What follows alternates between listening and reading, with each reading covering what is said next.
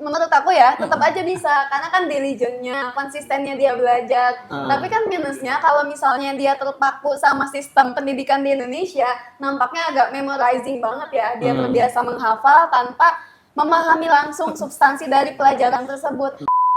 Sekarang pekerjaanku as content creator full time, kemudian aku nge-handle yayasan juga.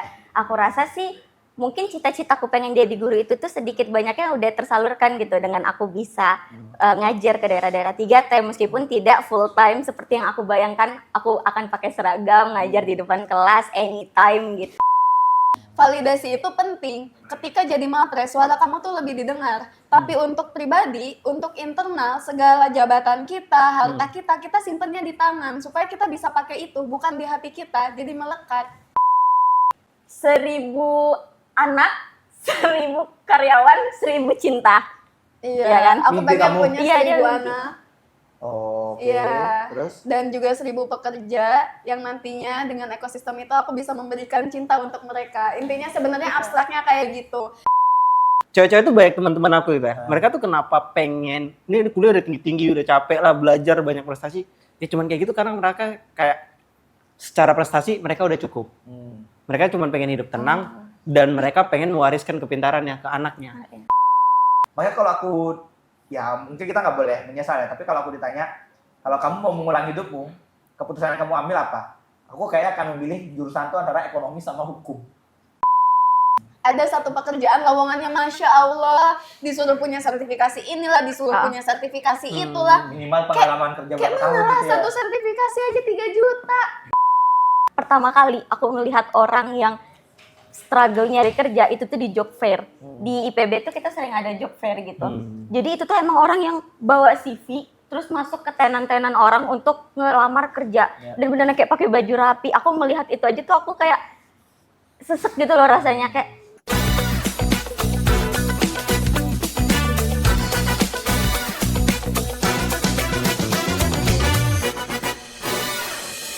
Selamat datang di Produktif Hangout. Asik. Semangat banget tuh.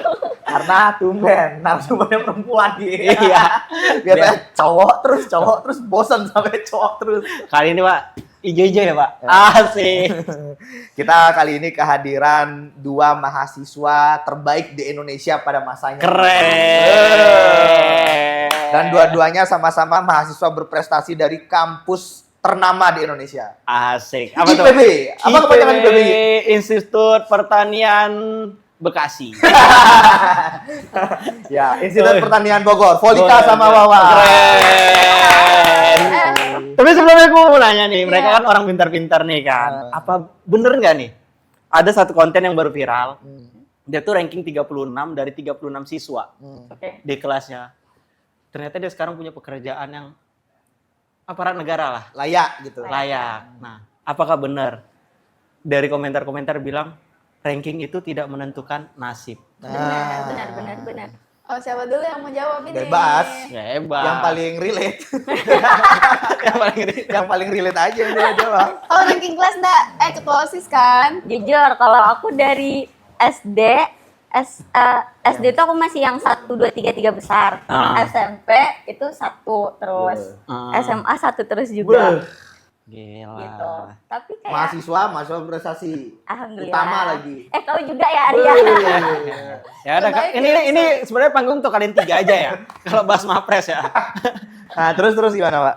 Tapi kayak ada juga sih yang aku lihat teman-temanku yang mungkin pas di sekolah nggak top 10. Nggak ranking 10 besar, cuman mereka juga bisa berkarir sekarang. Jadi harusnya sih ranking itu tidak menentukan ya. Apalagi ngerasa nggak sih kayak perbedaan di sekolah sama di kuliah. Di sekolah tuh kenapa kita punya jiwa kompetitif? Karena tadi kita ngejar ranking. Sedangkan di kuliah kayak IPK temen kita di samping kita aja kita nggak tahu kan. Nggak Jadi peduli kayak ya. nggak peduli. Jadi harusnya sih ranking itu tuh nggak jadi penentu di masa depan sih.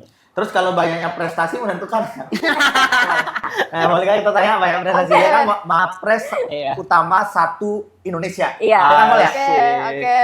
Jadi sebenarnya yang ranking itu bisa sukses gak sih sebenarnya? Menurut aku ya, tetap aja bisa karena kan diligence-nya, konsistennya dia belajar. Tapi kan minusnya kalau misalnya dia terpaku sama sistem pendidikan di Indonesia, nampaknya agak memorizing banget ya. Dia terbiasa menghafal tanpa memahami langsung substansi dari pelajaran tersebut. Maka ketika dia lulus terlalu kaku. Sedangkan sekarang banyak pekerjaan itu karena kita kenal sama orang lain, karena kita bersosialisasi. Iya. Nah, yang ranking 1-1 itu biasanya terlalu fokus sama dirinya sendiri. Jadi yang dilihat tuh faktor itunya. Tapi faktor dia rajin itu bagus juga. Kita nggak bisa salahin. Tentu harus kita apresiasi bagaimana dia belajar ketika dulu masih juara 1. Gitu. Terus kalau banyak prestasi, itu gimana? Yang bionya banyak tuh ya, bio IG-nya tuh. Iya, banyak. Juara 1 ini, juara 2 ini. 50 prestasi nasional internasional. Terus Asik. sekarang jadi apa gitu? Ya, tergantung lombanya. Kan sekarang banyak duta tapi harus bayar. Nah, ya kan kita ya, disebut benar. duta prestasi padahal kita bayar buat jadi duta. Itu menurut aku no make sense sih. Tapi kalau misalkan kompetisi kayak mahasiswa berprestasi itu prosesnya juga sulit ya. Kamu rasain sendiri lah terbaik di Unsud kayak gimana. Asik. Pasti susah banget. Nah, dalam prosesnya itu kita karantina, kita ketemu orang. Nah, justru di situ yang bagusnya. Aku sering dapat kerjaan karena kenal sama kamu. Coba kalau nggak kenal sama kamu, apakah ada aku di sini? Enggak sih. Kalau itu aku setuju sih. Tuanku Imam Arya emang benar. Iya. Tapi balik lagi ya ke apa realitas sosial yang diceritain sama Anggi tadi. Maksudku kayak aku sepakat sama Volika sama bahwa orang yang ranking 1, orang yang berprestasi itu kan sebenarnya produk-produk terbaik dari institusi pendidikan. Benar, benar. Jadi pertanyaan adalah ketika mereka misalnya nggak sesuai sama mimpi mereka, bekerja sebagai apa gitu, selesai menempuh pendidikan, artinya kayaknya bukan orangnya deh yang salah, tapi Sistem. tadi sistemnya. Bisa Benar. jadi sistemnya tidak menyiapkan dia ketika lulus juga kan. Setuju. Iya, itu juga jadi pertimbangan kita. Apalagi sekarang kalau faktor ekonomi juga kan menentukan masa depan kita. Bahkan based on penelitian, orang yang kaya raya, orang tuanya itu kemungkinan persentasenya turun ke anaknya. Jadi kalau misalkan dia harus struggle dari ekonomi yang minus, bukan dari nol lagi, itu akan susah buat nembus ke atasnya. Sedangkan orang yang di atas itu terfasilitasi juga dengan lesnya, terus juga dengan lesnya yang ketemu orang, dengan guru-guru yang terbaik yang dia punya, dengan mentor yang bisa dia dapatkan. Orang yang di bawah bisa dapat beasiswa. Nah, orang yang menengah ini kan agak susah. Beasiswa nggak dapat, prestasi juga setengah-setengah So-so. gitu.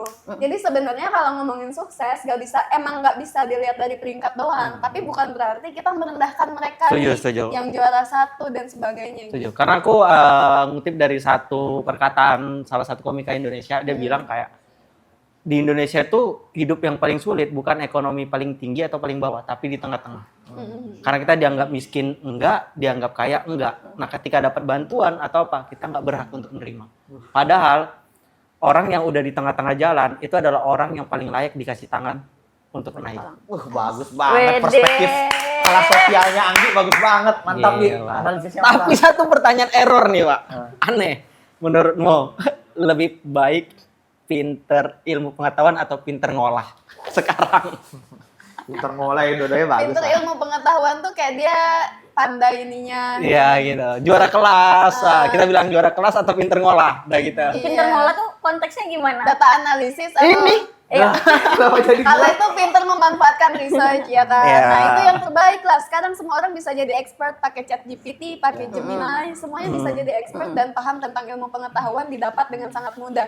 Tapi gimana kita mengkoneksikan dari dots ke dots yang kita punya menjadi satu serangkaian yang bisa kita gunakan dan memiliki imbal balik ke kita itu kan yang sebenarnya jadi skill. Ya, tapi yang gue kepo tuh, Wak, mimpi kamu kecil apa sih?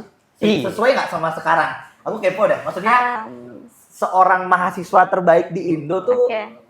hidup tuh dengan mimpi yang dia punya dari kecil nggak sih? Gitu? Atau ketemu mimpinya itu sekarang?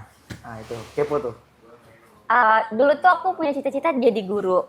Even sampai sekarang pun, kayak aku sampai mati pun akan kuperjuangkan aku jadi guru. IPB kamu jurusan apa? Sorry. Teknologi hasil hutan, kehutanan. Tapi jadi guru. Itu make Aku sense pengen, tuh. menurutku make sense saja karena kayak kan yang terpenting dari pendidikan di perguruan tinggi itu bukan tentang ilmu yang di dalam kelas saja kan, tapi kayak the way kita bercritical thinking, Ya, kita pedagoginya. berkoneksi, ya, pedagoginya. Jadi kayak dengan sekarang pekerjaanku as content creator full time, kemudian aku ngehandle yayasan juga, aku rasa sih mungkin cita-citaku pengen jadi guru itu tuh sedikit banyaknya udah tersalurkan gitu dengan aku bisa ngajar ke daerah-daerah 3T meskipun tidak full time seperti yang aku bayangkan aku akan pakai seragam ngajar di depan kelas anytime gitu. Imajinasimu dulu kayak gitu? Dulu gitu, tapi sekarang kan jadi guru lepas aja gitu. Kayak waktu itu aku pernah diundang buat jadi guru, kan biasanya dosen tamu kan. Nah ini tuh jadi guru tamu di salah satu sekolah yang dia itu tuh anak-anak Papua isinya. Jadi aku ngasih pelajaran tentang pendidikan lingkungan gitu. Jadi kayak jadi edit value kan si jurusanku di kehutanan Lu gitu. nanam cabe gitu. Nggak gitu juga. Panen timun gitu. Nggak gitu. Tapi ada fase kehilangan arah gitu, Pak? Eh, Kayak Awal- gue mau jadi apa Sampai ya? sini bukannya masih hilang arah ya? ayah ini arahnya kemana? Iya. Yes. Tapi jujur loh di usia-usia kita sekarang tuh rentan banget soalnya yang kayak gitu. Iya, Benar. Karena patokannya uang kan. benar. Berpacu dengan uang dan waktu. Benar. Aku ngerasain sedikit kehampaan sih, bukan hilang arah tapi rada hampa ketika after lulus.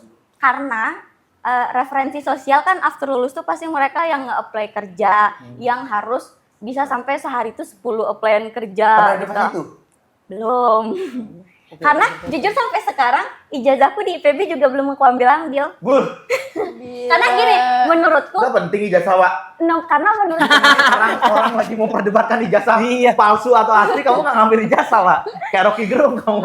karena menurutku ya benar kan kata Rocky Gerung kayak ijazah tuh bukan tanda kita pernah Belajar. bukan berpikir gitu. Gimana? Ya ijazah bukan menandakan kita pernah berpikir. Pikir, itu iya. hanya karena kita pernah belajar. Belajar ya gitu. Jadi kayak aku tidak mengambil itu. Nah cuman aku tuh pernah di fase yang aku pengen coba nih daftar kerja. Aku download lah beberapa aplikasi untuk nge-apply kerja. Cuman kayak nanggung-nanggung gitu loh Pak. Kayak nggak yang bener-bener aku siapin CV-nya gitu tuh nggak. Cuman apply tipis-tipis gitu. Tapi itu bukan guru. Enggak Kenapa? guru. Kenapa nggak kayak? Ya kenapa nggak sesuai dengan mimpi di awal gitu? Ini kan pengen jadi guru gitu. Gimana Pak? Saya kehutanan Eshut. Saya shoot bukan SPD. Kan kalau jadi guru mah. Nah itu maksudku, Pak. Ini aja buka les. Nah itu kan aku tuh punya cita-cita nanti. Dia tuh kenapa nuntut gini? Enggak.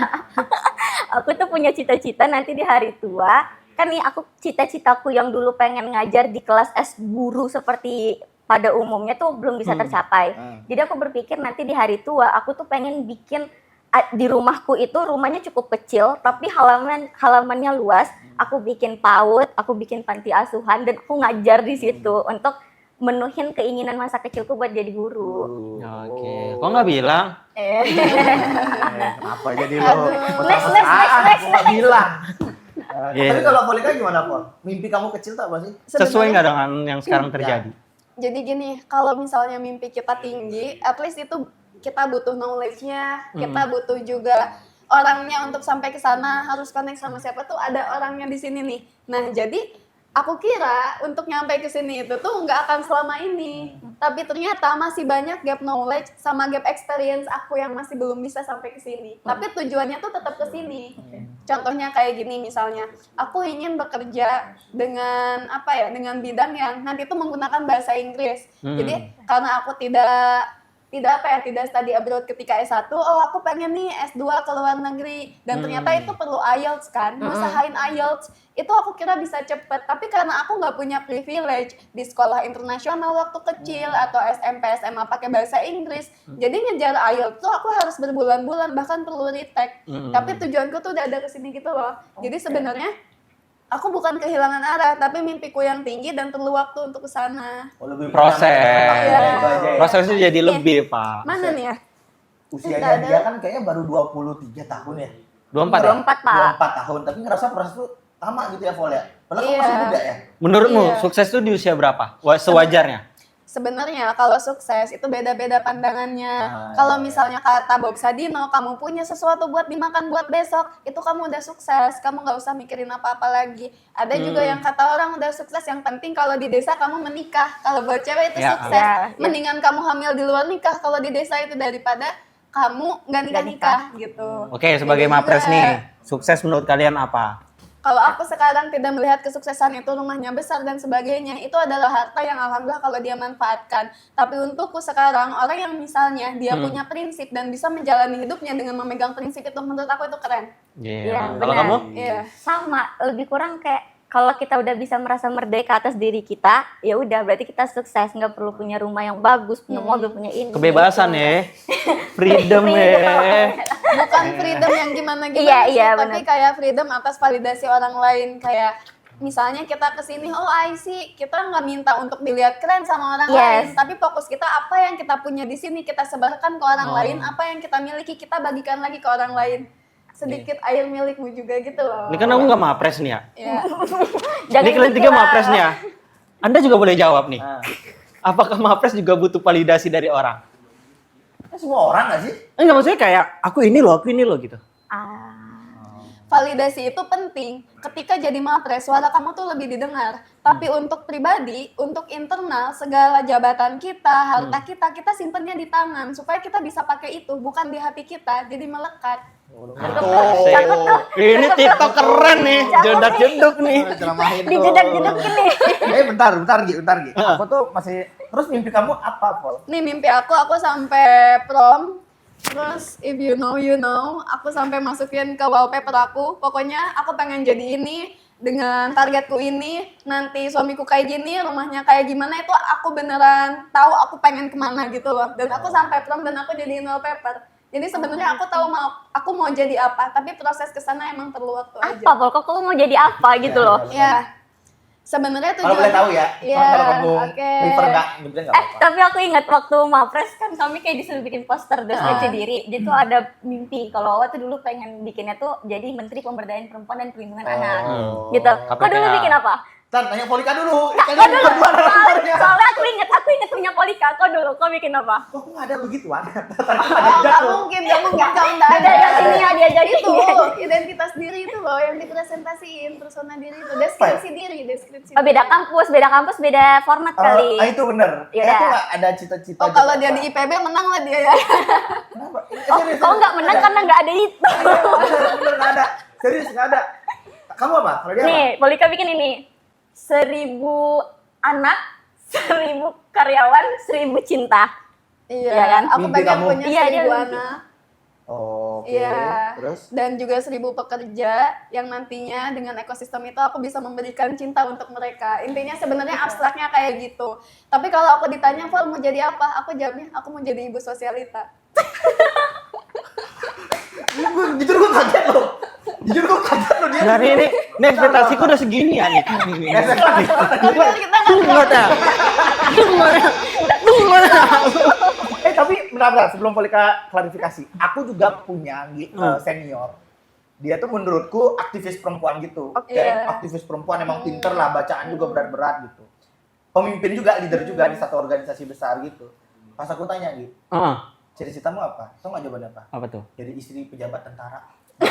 Dan bener sekarang kejadian, jadi istri pejabat tentara. Tapi memang iya sih, hidup paling enak itu hidup tenang, Pak.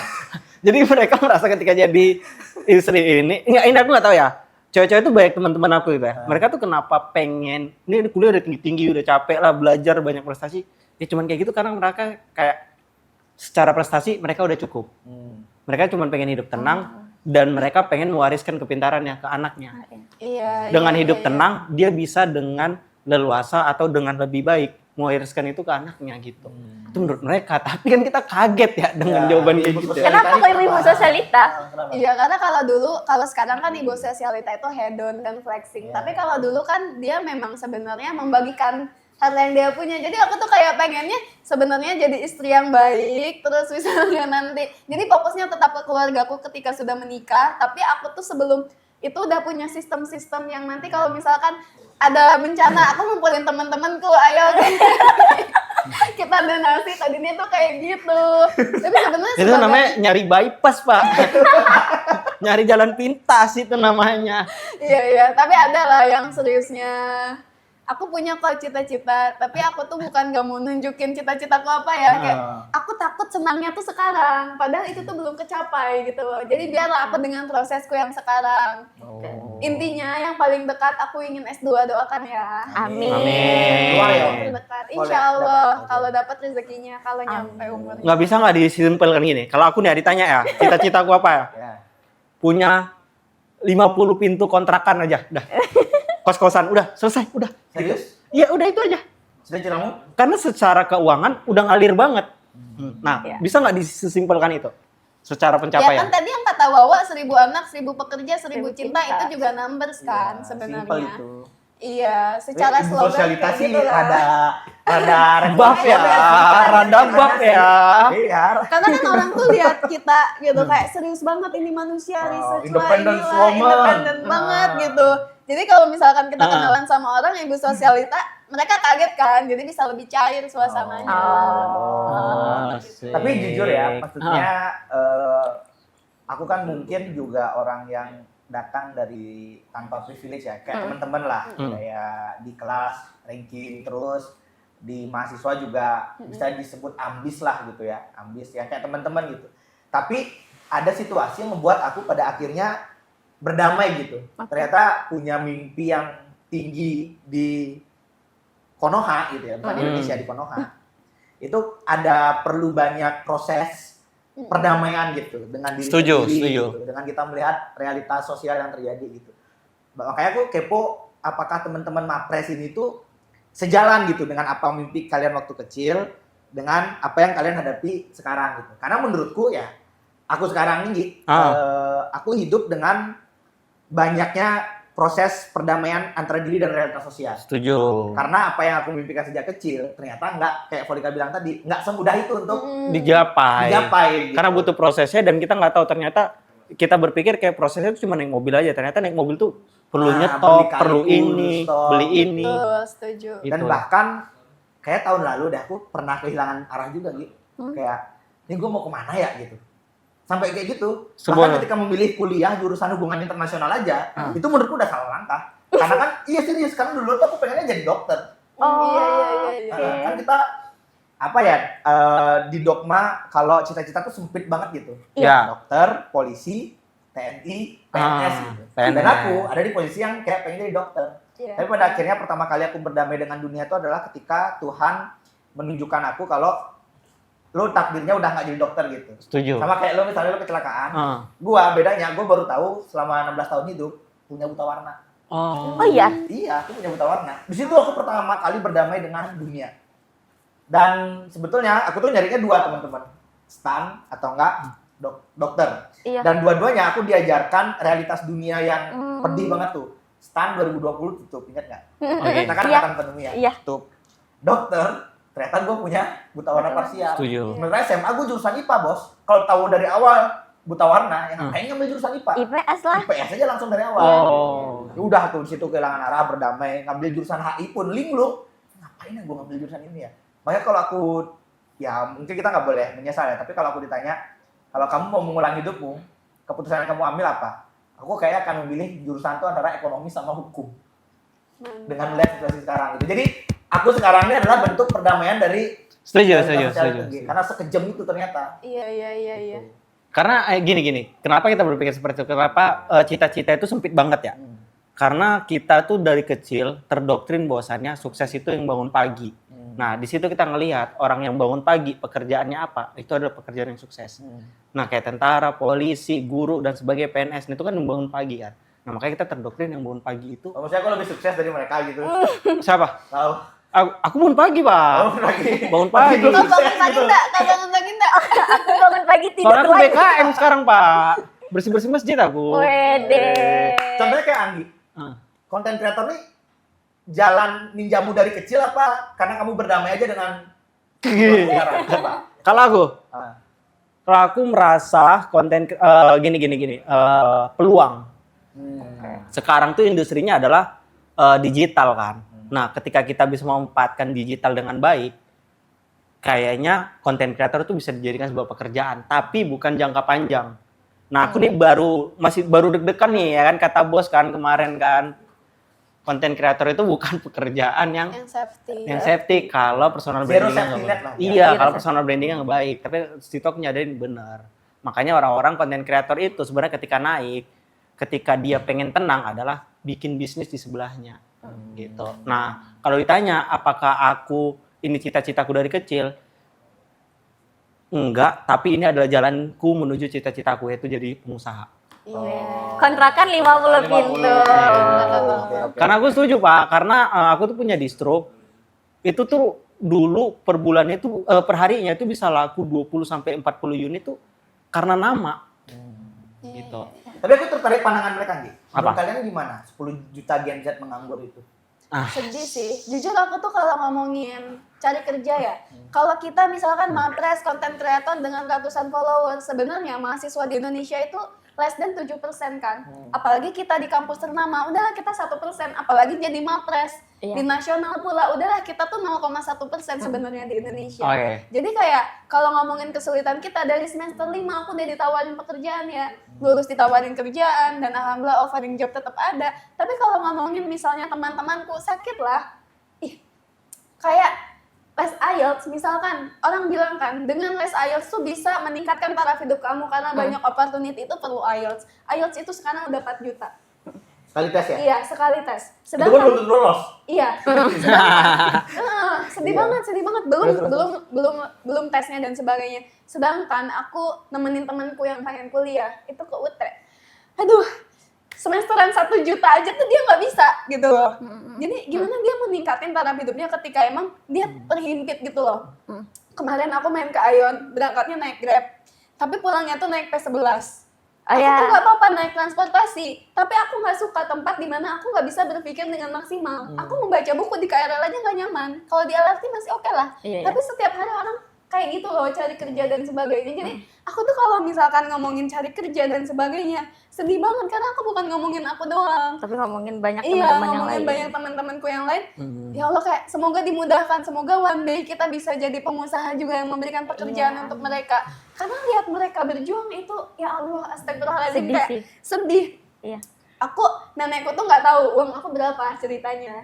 Jadi kayak dia sedih lah lihat aku depan laptop terus gitu dan sebagainya. Jadi dia kayak nggak tahu cucunya punya uang berapa dan kerjanya apa, nenekku tuh nggak tahu gitu. Terus sampai akhirnya ya, aduh aku lupa yang mau aku ceritain. Nenekmu Ya, sedih, bener, ya, dirimu nenekku di sedih ya. depan laptop kerja terus. Kau dikasih uang nggak sama nenekmu mungkin? Nggak Oh, dikasih enggak. uang.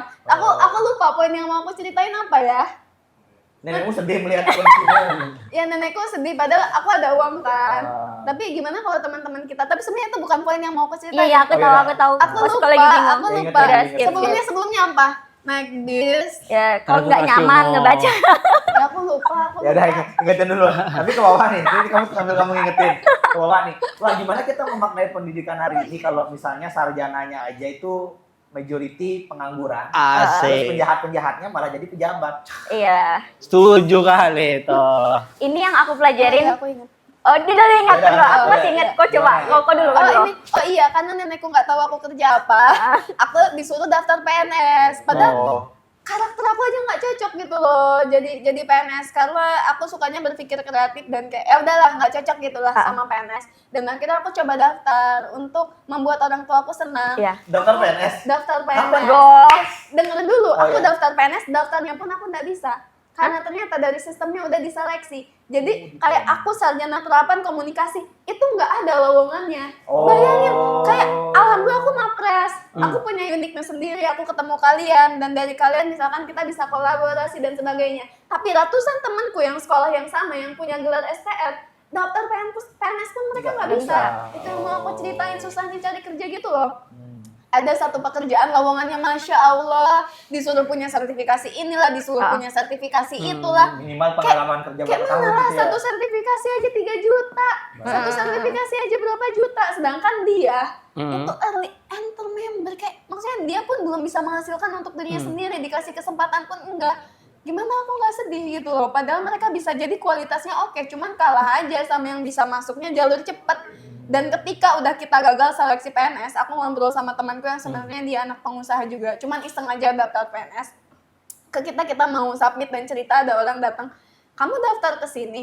Nih, anggaplah bukan PNS ini di Konoha mungkin. Iya, di Konoha. Ini kamu daftar ke sini. Lah, kamu daftar ke sini mah nggak harus pintar lah. Gimana kita nggak sakit hati gitu loh. Ada orang-orang yang berjuang keras untuk satu lowongan, sedangkan memang itu disediakan dengan sertifikasi yang begitu pivoting, emang untuk satu orang tertentu yang biar dia lancar daftarnya. Kayak sakit hati lah kita. Iya bener sih. Ya, Dan- mau gimana? Dan untuk nyampe di posisi yang enak, sorry ya ini Nggak panjang apa-apa, kali. nggak Dan apa-apa. untuk Nggak nyampe apa-apa, di kami posisi senang, yang kami enak, senang. itu Pantes punya kamu pengen jadi ibu-ibu sosialita. itu punya knowledge yang tinggi. Knowledge yang tinggi itu kita harus belajar. Membaca buku itu harus dibiasakan lah. Tapi gimana kita mau membaca buku ketika kita berangkat kerja harus dempet-dempetan, Iya. mempertahankan diri, pulangnya udah macet. Aku kemarin dapat klien, anggaplah kliennya itu dekat Bank Muamalat itulah, Tower Muamalat Tower, pulangnya dekat LRT Cawang. Itu aku ngikutin pik orang kerja tuh. Biasanya kan kita bebas ya, kalau berangkat kerja itu aku ngikutin pik orang kerja. Berangkat macet, LRT penuh, terus nyampe pulang jam 5, baru bisa nyampe di rumah itu setengah 9. Kenapa? Karena hujan. Dari Muamalat Tower aku mau ke LRT hujan-hujanan.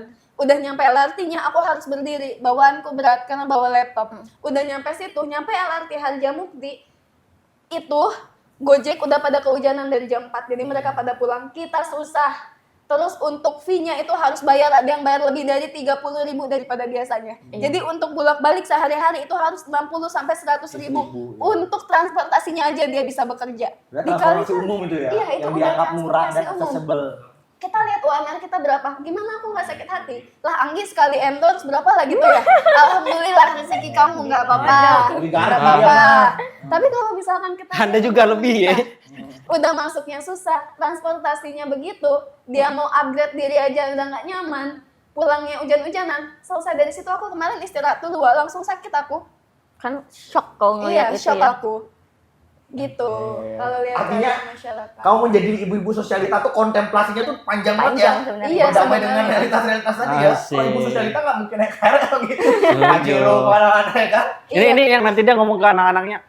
Kalian silakan berjuang karena ibu tuh dulu posisinya sama kayak kalian. Tapi kalau kalian udah habis uang, minta sama ibu. Ini ibu-ibu yang kayak nanti ada orang-orang hari Minggu nih bersih-bersih gotong royong kayak udah makan belum? ini jajan. Iya, asik. Semoga ya. Amin, amin. Tapi emang sedih ngelihat mungkin kayak pengalamanku untuk melihat realita orang-orang mencari kerja sesusah apa tuh tidak sebanyak Polika yang langsung in touch sama mereka, karena aku kan lebih ke desa-desa untuk ngelihat pendidikan anak-anak.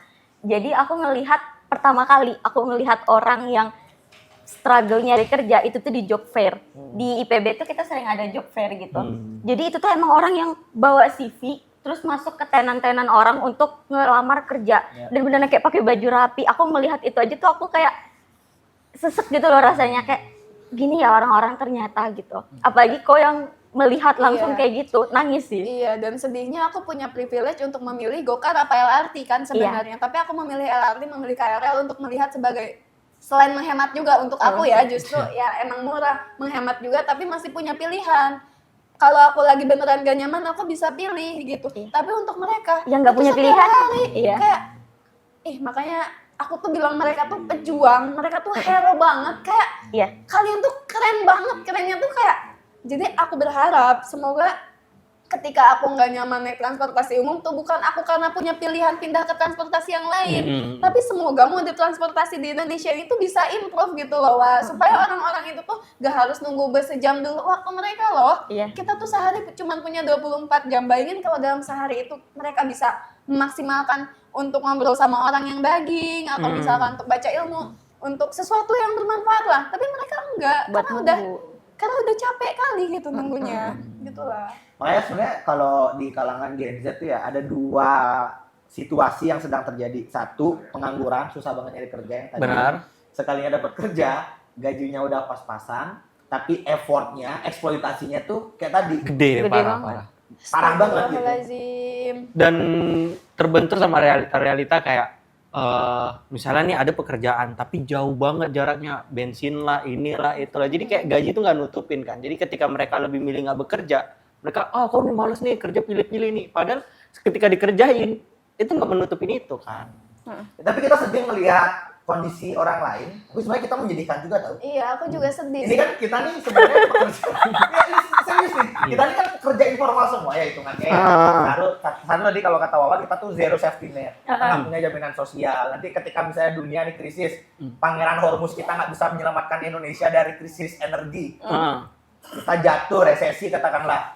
Pekerja-pekerja informal kayak kita tuh nggak punya jaring untuk ya setidaknya bisa membuat kita hidup setahun lagi gitu. Oh iya benar. Ya kan Gi? Nah, gimana kalian melihat situasi anak muda yang kalau kata penelitian itu 80% tuh anak-anak muda sekarang itu memilih di sektor informal. Ini nggak hanya tentang content creator ya, tapi Banyak. yang ojol. Kan banyak pada akhirnya anak muda yang tadi nggak punya pilihan, Buru lepas pekerjaan lah. susah, akhirnya apa? Ojol. Gitu. Iya. Itu kan ojol itu kan bukan pekerjaan formal dan utama sebetulnya. Benar. Di luar negeri itu mereka benar-benar additional works aja gitu. Iya setuju. Sebenarnya di Indonesia itu menjelma menjadi Pekerjaan utama, benar. Iya, Bangun Gimana pagi. tuh kalian ngelihatnya tuh anak-anak muda 80% ada di sektor informal. Iya.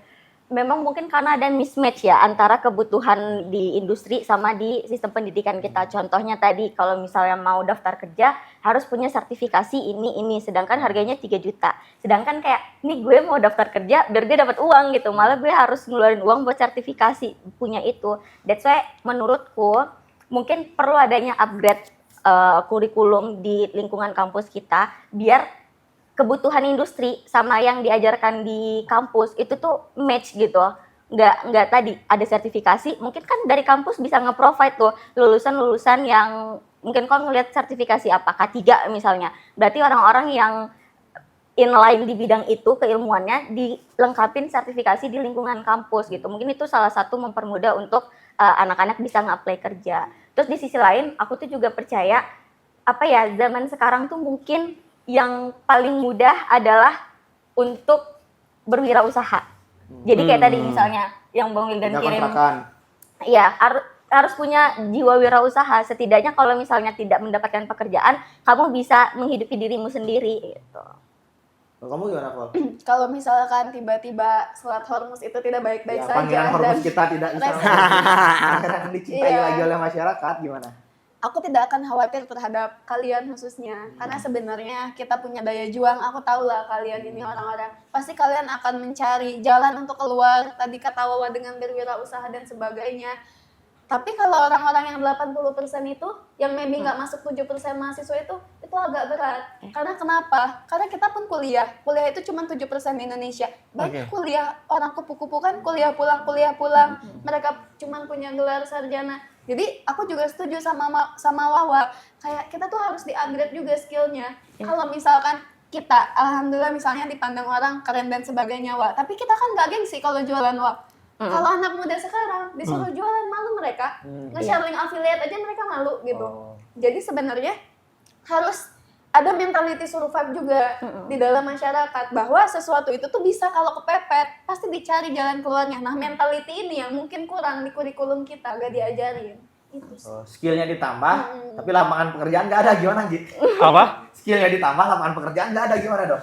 Kalau aku ya, dengan orang yang tidak terlalu berharap dengan lapangan pekerjaan, kayaknya peluang tuh bisa diciptakan Emang sendiri. lu nggak berharap 19 juta lapangan kerja itu? Nih, Berharap banget. Nah. Karena kalau itu terjadi, aku nggak secapek sekarang, Pak.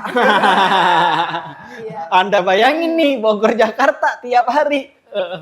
Cuman, aku berpikirnya kayak adalah apa deh gimana? Ekosistem itu bakal baik kalau semuanya saling mengusahakan, bukan saling meminta. Ngerti nggak? 19 juta lapangan pekerjaan itu sebenarnya menurut aku ya itu udah terjadi, udah mulai berproses untuk menuju ke situ. Cuman kitanya aja yang berpikir kayak, cuma masa pekerjaannya gini.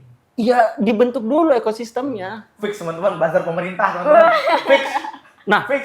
nggak apa-apa dibilang belajar karena menurut aku kita tuh kurang sportif, makanya kita sedikit-dikit itu suka kayak hati kita tuh kayak kesel atau apa karena kita nggak punya jiwa sportif.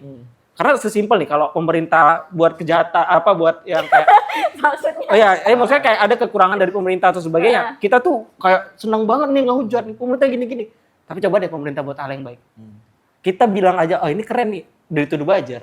Jadi kurang sportif itu. Tapi menurut aku ya, ekosistem 19 juta pekerjaan itu bakal terwujud dengan cepat kalau semuanya tuh saling Gotong royong. gotong royong. royong. Bukan hanya saling meminta gitu. Dan mungkin orang-orang yang sudah merasa cukup dengan apa yang dia punya, dia tidak maruk dan tidak tamak lagi. Jadi semuanya dapat porsi.